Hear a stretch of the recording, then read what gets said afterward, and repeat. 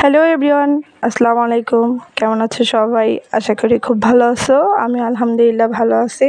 আজ একটা common recipe নিয়ে চলে আসলাম। এটা কম বেশি সবাই পারে, তবে আমি কিভাবে সহজ আর সিম্পলভাবে সরষে ইলিশ রান্না করি সেই ভিডিওটাই তোমাদের মাঝে শেয়ার করলাম। আসলে এটা তো কম বেশি সবাই পারে, কমন একটা রেসিপি। তবে আমি কিভাবে খুব সহজভাবে আর সিম্পলভাবে রান্না করা যায় সেই ভিডিওটাই আজ তোমাদের মাঝে দেখাবো। তো চলো দেখে নিই। সরষে ইলিশ রান্না করার জন্য আমাদের প্রথমে লাগবে ইলিশ মাছ, তাই আমি ধুয়ে পরিষ্কার করে নিয়েছি। এরপর একটা ফ্রাই প্যানে আমি সরষের তেল 1/2 কাপ দিয়ে দিয়েছি। তারপর এখানে 2 চামচ পেঁয়াজ বাটা দিয়ে দিচ্ছি। তারপর এখানে 1/2 চামচ শুকনা মরিচ বাটা দিয়ে দিচ্ছি। এখানে আমি সব মশলা বাটা মশলাই ব্যবহার করতেছি, এর জন্য আমি শুকনা মরিচটা বেটে ব্যবহার করতেছি। এরপর 1/2 চামচ রসুন দিয়েছি। তারপর এখানে আমি 2 চামচ সরিষা বাটা দিয়ে দিচ্ছি। এখানে অবশ্যই তোমরা আদা বাটাটা ইউজ করবা না। এরপর আমি স্বাদ অনুযায়ী লবণ দিয়ে দিচ্ছি। আদা বাটাটা দিলে কি হয়, ওই ইলিশ মাছের ঘ্রাণটা থাকে না, আদার একটা গন্ধ চলে আসে। এটা আমার ভালো লাগে না, তবে তোমাদের ইচ্ছা, আমি এখানে ব্যবহার করিনি। সব কিছু মশলা একসাথে মিশিয়ে নিয়ে এরপর আমি ধুয়ে রাখা ইলিশ মাছগুলো দিয়ে দিচ্ছি। এই তো আমি এক এক করে সব ইলিশ মাছগুলো দিয়ে আবারও খুব ভালো করে মিশিয়ে মাখিয়ে নিব।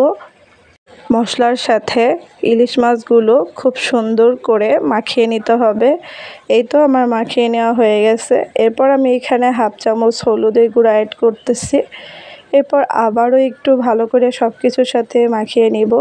তারপর এখানে আমি 1/2 কাপ পানি দিয়ে দিচ্ছি।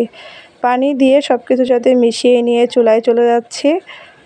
এই তো তারপর চুলায় বসিয়ে দিচ্ছি ফ্রাই প্যানটা। তারপর চুলাটা অন করে হাই হিটে রান্না করে নিব। এরপর কিছুক্ষণ পর বলক চলে আসলে এরপর ঢাকনাটা তুলে এর মাঝে আমি 6-7টা কাঁচামরিচ দিয়ে দিব। এই তো আমি 6-7টার মতো কাঁচামরিচ এই মাছে দিয়ে দিচ্ছি। তারপর আবারও কিছুক্ষণ রান্না করে নিব। তারপর একদম হালকা হাতে স্লোলি আমি একটা নাড়া দিয়ে দিচ্ছি।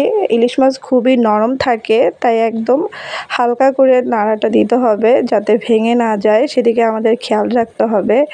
এরপর আবারও কিছুক্ষণ রান্না করে নিলেই হয়ে গেল একদম সহজ আর সিম্পলভাবে মজাদার সরষে ইলিশ। আমার মতো কার কার সরষে ইলিশ খেতে পছন্দ তা অবশ্যই কমেন্ট বক্সে জানাবা। আমি একদম সহজ আর সিম্পলভাবে দেখিয়েছি। এখানে অনেকে রান্না করেও নিতে পারে, আমি হাতে মাখিয়ে দেখেছি।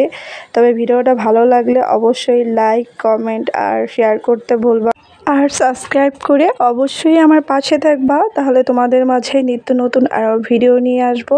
আজকে এই পর্যন্তই। আল্লাহ হাফেজ।